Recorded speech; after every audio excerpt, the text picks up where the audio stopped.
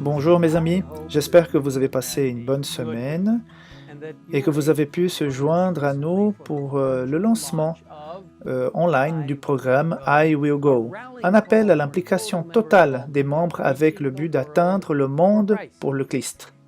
Aujourd'hui, nous allons examiner l'une des façons les plus efficaces d'être messager pour le Christ. En fait, cette méthode remonte au prophète Daniel qui, avec ses 3 amis, ont été pris à Babylone. Comme nous l'avons lu dans le chapitre 1 de Daniel, ces jeunes hommes n'étaient pas des prisonniers ordinaires.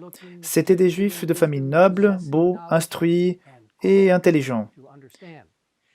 Ils avaient l'occasion de servir dans le palais du roi, et le roi Nabuchodonosor faisait en sorte qu'ils reçoivent la meilleure éducation que son royaume pouvait offrir, ainsi qu'une alimentation riche en délices et en vin fermenté.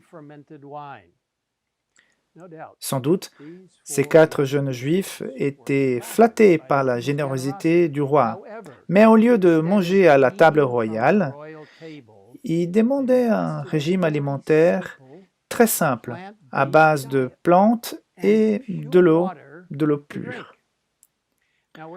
Dans le livre Prophètes et Rois, on nous dit que Daniel et ses compagnons avaient été élevés selon les principes d'une stricte tempérance. On leur avait enseigné que le Seigneur les rendait responsables de leurs dons et qu'ils ne devaient en aucun cas affaiblir leurs forces. Cette éducation a été pour Daniel et ses compagnons le moyen de les préserver des influences démoralisantes de la cour de Babylone. La tempérance est-elle importante?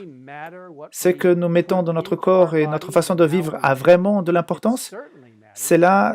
C'était certainement important pour Daniel et ses amis, et je crois que c'est important pour nous aujourd'hui aussi. Vous voyez, adopter un mode de vie sain ne renforce pas seulement notre esprit et notre corps, mais sert aussi de puissants témoignages aux autres. Dieu veut que tout le monde soit en bonne santé, tant sur le plan physique, émotionnel que spirituel.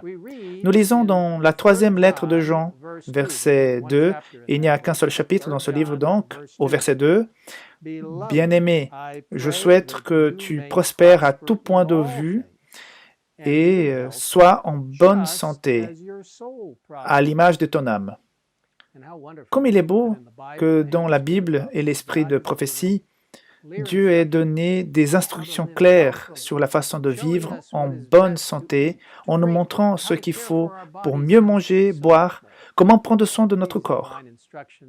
Ces instructions divines données il y a longtemps se sont avérées efficaces pour améliorer la santé à de nombreuses personnes et ont été vérifiées par de nombreuses études scientifiques. Passons maintenant brièvement en revue certains de ces importants principes de vie. En tant qu'adventistes, nous pensons qu'un régime alimentaire à base de légumes, de noix, de céréales complètes et des produits frais constitue une bonne base pour une bonne santé. De nombreuses études scientifiques ont vérifié les avantages d'un régime végétarien. Il est important de se tenir à l'écart des substances psychotropes, telles que le tabac, l'alcool, les drogues, pour garder notre esprit et notre corps en bonne santé. Boire beaucoup d'eau, au moins 8 verres par jour, aide à libérer l'esprit et à éliminer les impuretés de notre corps. L'exercice régulier au soleil et à l'air frais peut améliorer notre état de santé et renforcer votre corps et votre esprit. J'essaye de marcher en plein air pendant au moins 30, 40, voire 1 heure chaque jour.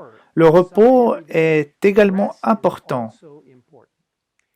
Et bien qu'il puisse être tentant de changer la routine de repos, des études ont montré que les adultes ont besoin de 7 à 9 heures de sommeil chaque nuit.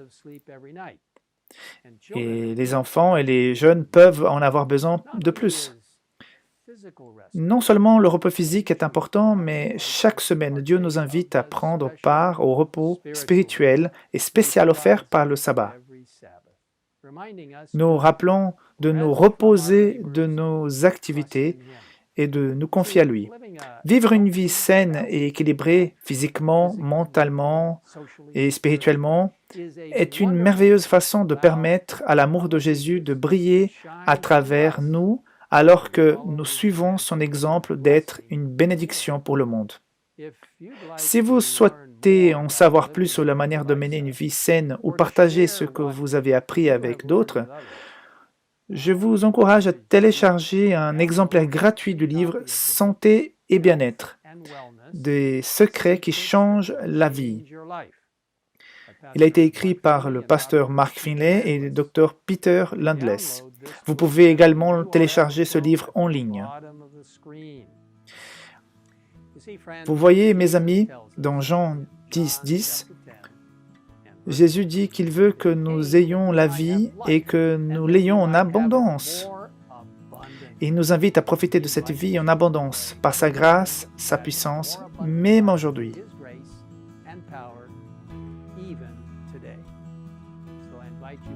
Je vous invite donc maintenant à prier avec moi alors que nous demandons à notre merveilleux Sauveur de prendre soin de nous. Père Céleste, nous te demandons maintenant de guider tous ceux qui nous écoutent et regardent en ce moment. Aide-les à savoir que tu es le Dieu qui les a créés, le Dieu qui les soutient, le Dieu qui veut qu'ils vivent la vie en abondance sur cette terre et en préparation pour la vie éternelle.